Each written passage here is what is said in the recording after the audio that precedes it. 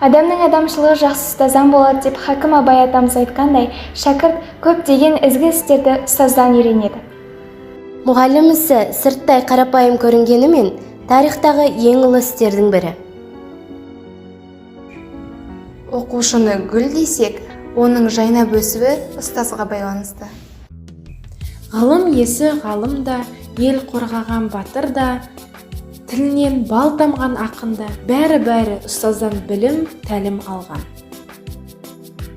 Мұғалімді навигатор деп алсақ, ал оқушы бұл машина. Навигатор қаншалықты дұрыс бағыт беріп, машинаға дұрыс жол көрсетсе, машина сол дұрыс бағытпен өзінің меңзеген жеріне жетеді. Оқушы сірә ашылмаған құлып. Дұрыс кілтті таңдап, оны ашатын ол ұстаз. Қарандашты оқушы десек, ұстаз бұл ұштағыш. Ұштағыш қаншалықты өткір болса, қарандашты соншалықты ұшталып, өзінің артынан әдемі іздер қалдырады. Ұстаз адамның жол нұсқайтын, бағдар беретін жұлдызы. Данышпан да, дана да, оқып сенен, атақ даңқын асырды бар әлемнен, ұстаз деген аяулы асыл жанды, жақсы көрем, арнаймын, жақсы өлең. Жанарларыңыз әрдайым нұр шашып, жүздеріңіз күндей күлімдеп жүрсін.